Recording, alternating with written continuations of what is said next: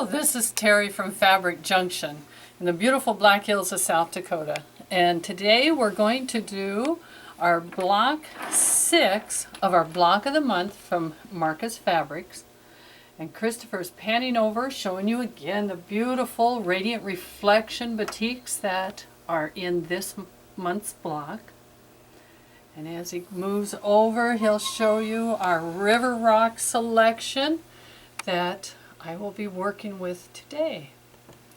Now the blocks that we're doing today in the quilt, one of them is clear to my left, nice big block, and the smaller one gets placed a little more in the center. With that, we'll take a look at our spacer. You'll have a spacer that you're going to do again. Do your hourglass that we have been doing. This time, go ahead and add it to the squares and have your spacer ready for you, and mark the back so that you know which one it is. This is the smaller block and how it looks. And if you notice, it creates like a 4-pointed star and then a square in the square. Now the 4-pointed star is made doing the half square triangle, and I know you know how to do those. So as you can see, I have all my half square triangles ready, and I used my little seam marker from Funson Porter. And so on the left and the right, I have my half square triangles all completed to make my 4-pointed star. So what I'm going to show you today then is the square and the square, how I do my square and the squares, because I don't think we've done one on this particular pattern. You have your squares, the large center one, and then on the smaller ones, since you've already cut your square, we need to cut them in half. So I just line up my ruler from point to point and cut.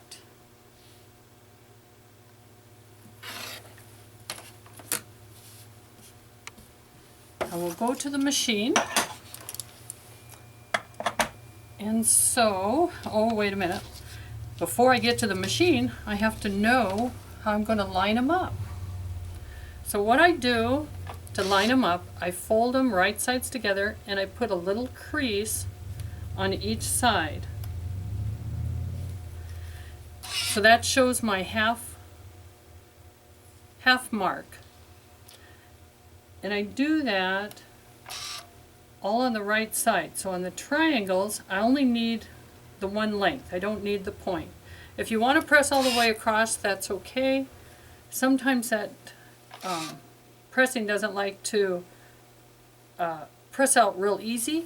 If you have a problem with them pressing out, I use Mary Ellen's Best Press to press out any unwanted seams or wrinkles or folds that happen to get into the fabrics I'm working with and that are stubborn to get out. Anyway, we have all of them marked. This one's folded in half this way. I actually should have did the other ones because I want to flip them over.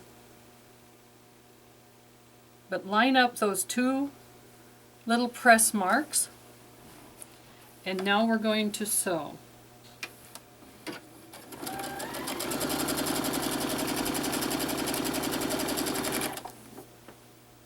And once again, I do them all at the same time, not one at a time like I'm showing you. And it speeds up the process a little bit. But once you line up those two little folds, I sew opposite sides.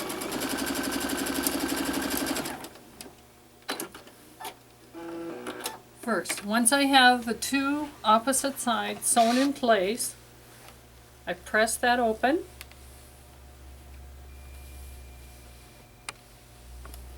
I fold this in half, do a little press mark there, fold it, a little press mark there, open it up. Now I can line up my other two little creases. And again I sew.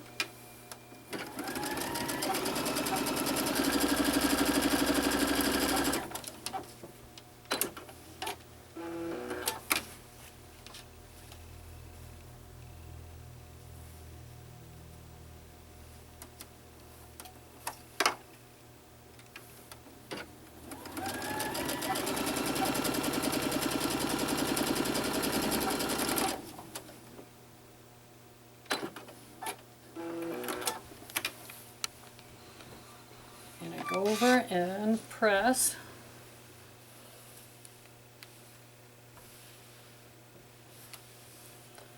Then I cut off the dog ears.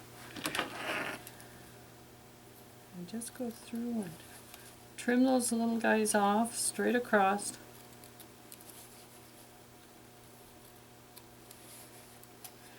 And sometimes they're not exactly the same, and I'll show you on this one here. Might be a little hard to see, but you can see this one here, they're not exactly the same. That's okay, because the important part is I have a seam allowance to here, and that is the most important. I get rid of those dog ears to get rid of the bulk. I'm not as concerned about the fact these two didn't match perfect, even though, you know, they matched great there and they matched great there. The important part is this distance right here, so that when I set it in a block, I have a seam allowance that I can use and I won't cut off the tip of my block. So that's the part that you look for, is to make sure that you have that seam allowance from each side all the way around. And then if you want, if you think your seam allowance is getting too big, get your ruler, line up, find that little point, line up on your ruler, and then you can trim that to 1/4 of an inch. But on this particular one, most of them turn out just fine. Sometimes I do that if my my triangle that I attached, if I made one that was oversized and I really needed to trim it down, that's when I do that. But otherwise, there is my square in the square ready to go in my block. And with that, I know you know the routine because I do it every time to sew my block together. I start with my left 2 rows, take the first one, flip it over, sew, go right down and keep on sewing until I have this whole row, and I start on my next one. So that's how we put together our block number 6 for our block of the month. Thank you for watching, and I hope you're having fun putting our block of the month together.